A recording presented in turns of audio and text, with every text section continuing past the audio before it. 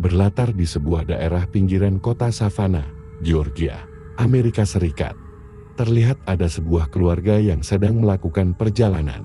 Ada Eric sang ayah, Rachel si ibu, April si kakak, dan Andrew si adik. Mereka melakukan perjalanan untuk pindah ke sebuah rumah yang katanya nyaman dan murah. Tapi ternyata rumah itu berlokasi di tengah hutan. Sebenarnya Rachel merasa tidak nyaman karena harus pindah ke rumah ini.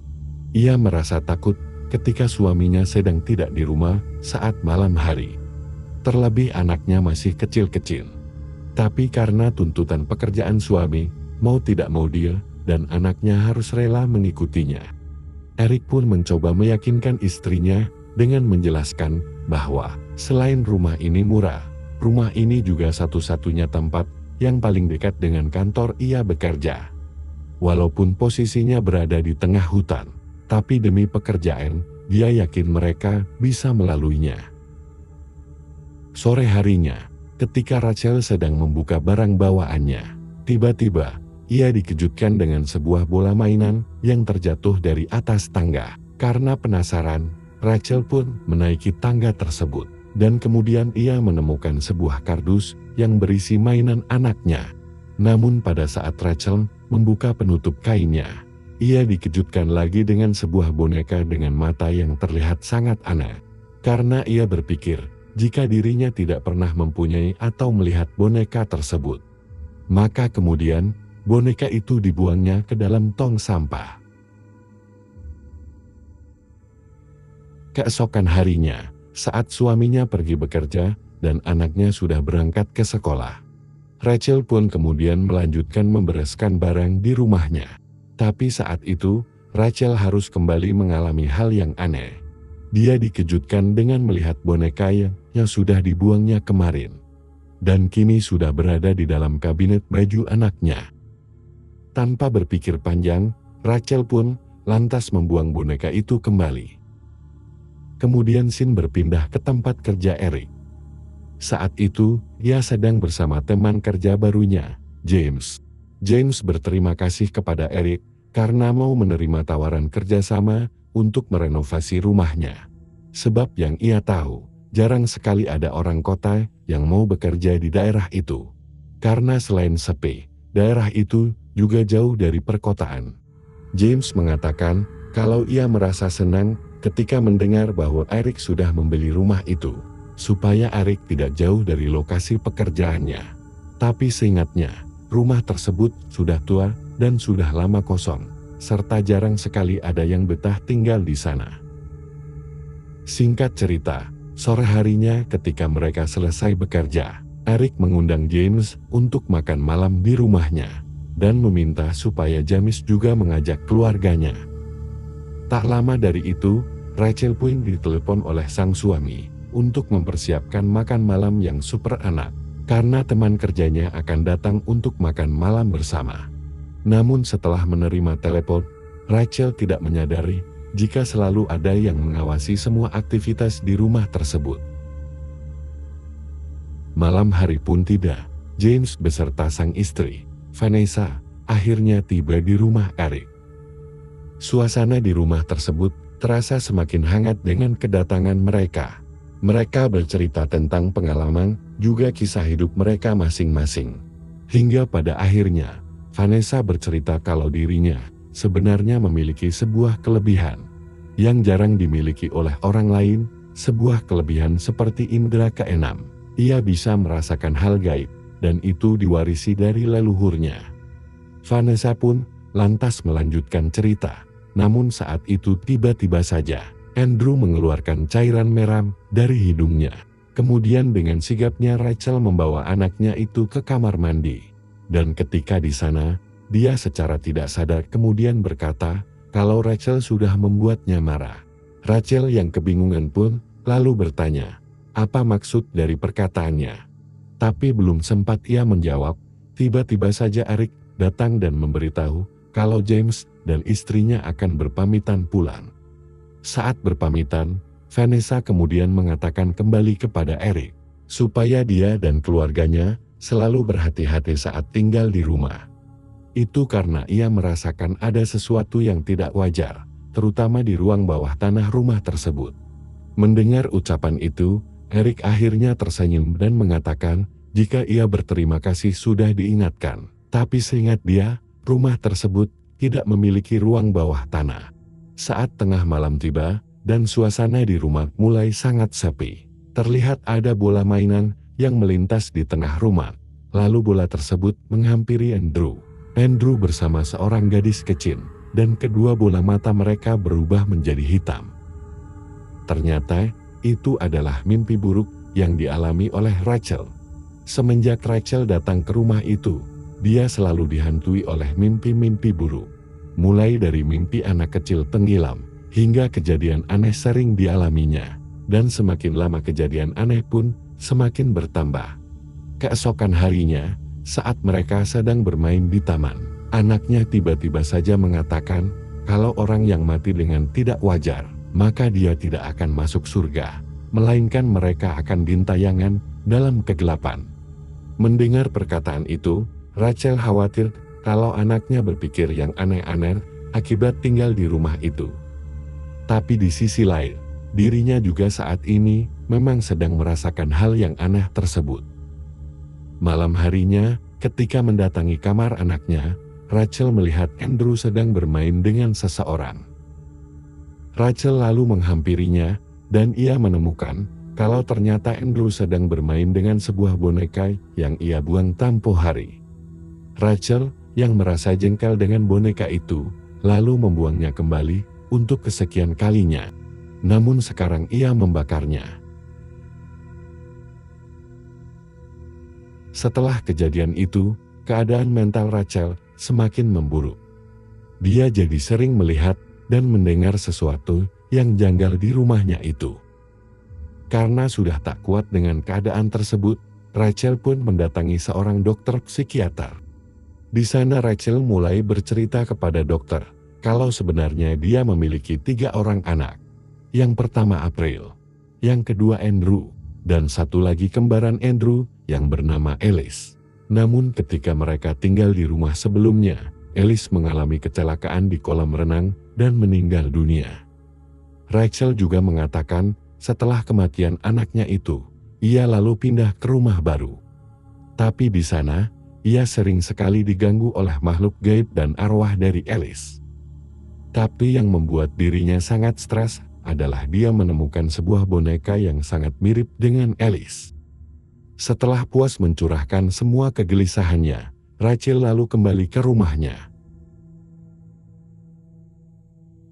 Ketika malam tiba, Rachel terbangun dari tidurnya karena mendengar suara teriakan Andrew yang meminta tolong.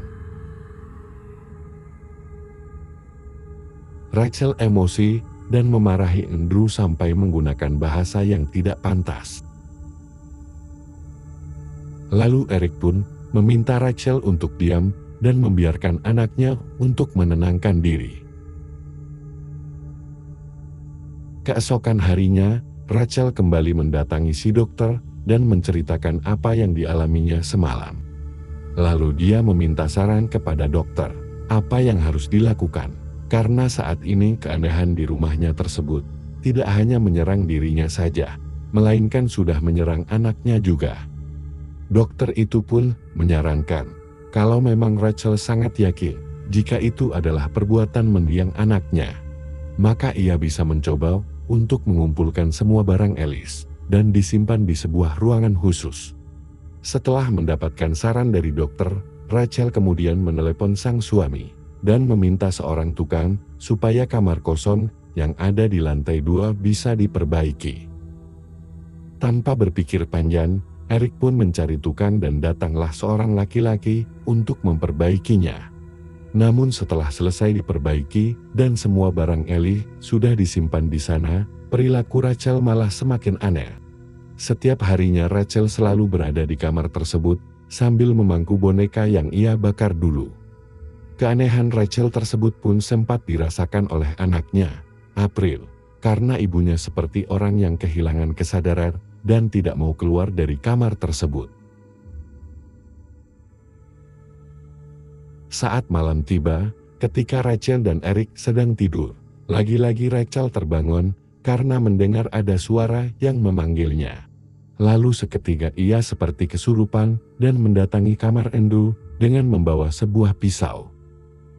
Namun pada saat Rachel akan menghampiri anaknya, Eric datang dan langsung menghentikannya. Keesokan paginya, Eric pun pergi ke tempat dokter yang selama ini sering didatangi oleh istrinya untuk menanyakan apa yang sering diceritakan oleh istrinya akhir-akhir ini. Kemudian si dokter tersebut mengatakan bahwa kondisi mental Rachel sedang terganggu karena belum bisa menerima kematian anaknya Alice. Mendengar nama itu, Eric nampak sangat bingung karena dirinya tidak pernah memiliki anak yang bernama Alice. Eric pun baru menyadari jika omongan Vanessa malam itu benar adanya. Dan dari sana, ia mulai mengetahui alasan kenapa rumah tersebut dijual murah.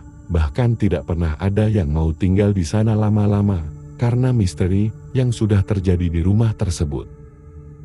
Semakin sadar akan hal itu, Eric kemudian menelepon Vanessa dan menanyakan apa yang sebenarnya sudah terjadi di rumah itu. Vanessa lalu menjelaskan apa yang sempat ia lihat. Ternyata jauh sebelum Eric dan keluarganya datang ke sana, ada sebuah keluarga yang menjadi korban, dan salah satu korbannya adalah seorang gadis kecil yang tiada lain dan tiada bukan adalah Alice.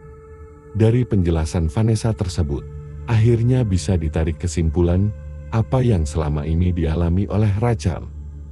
Dan anak yang selalu datang dalam mimpinya itu bukanlah kembaran Andrew, melainkan anak gadis yang menjadi korban pada masa lalu. Setelah mendapatkan info tersebut, Eric kemudian sampai di rumahnya. Namun listrik sedang mati dan kedua anaknya menghilang. Kemudian Eric mendatangi kamar yang berada di lantai 2 dan melihat istrinya sedang duduk santai sambil menggendong sebuah boneka. Eric kemudian bertanya mengenai keberadaan anak-anaknya.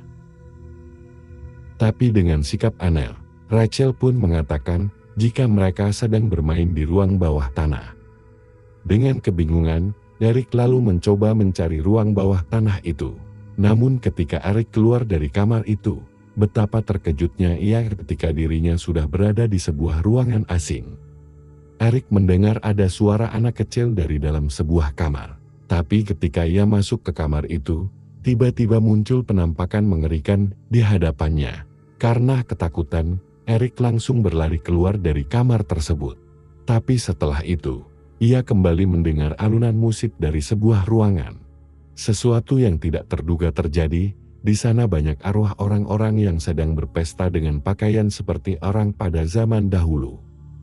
Dan yang lebih mengejutkan adalah, ketika Eric melihat orang yang memimpin pesta tersebut. Itu adalah Tukan yang kemarin memperbaiki kamarnya. Dia menatap Eric, lalu mengatakan kalau saat ini ada orang asing yang mengganggu pestanya.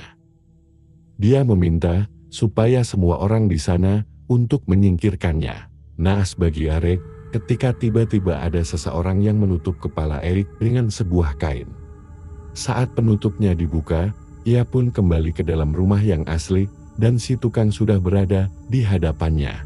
Dia berkata kepada Eric kalau rumah tersebut bukanlah miliknya, melainkan itu adalah rumahnya. Karena ketakutan, ia pun berlari dan mencari di mana sebenarnya basement tersebut.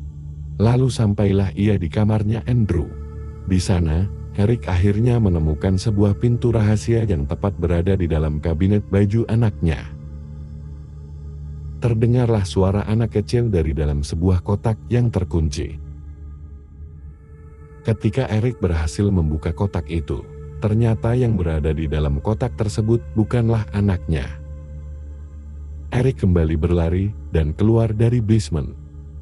Lalu tibalah dia di sebuah lorong dan dia melihat sosok anak yang ada di dalam peti tadi berada di sana. Lalu tiba-tiba saja lehernya dijerat sebuah tali dan tubuhnya kembali diseret masuk ke dalam basement. Di akhir film, kita dijelaskan kenapa di rumah itu banyak sekali kejadian mengerikan, bahkan sampai bisa memakan korban. Karena ternyata rumah ini dibangun di atas sebuah basement yang dijadikan tempat penyiksaan dan pembunuhan sekaligus kuburan bagi para budak di masa penjajahan. Sehingga rumah tersebut masih menyimpan misteri sampai sekarang. Dan orang yang pernah tinggal di rumah tersebut sering dinyatakan menghilang. Bahkan jika selamat pun, maka mereka akan mengalami gangguan jiwa. Seperti yang terjadi kepada Rachel ini. Tamat.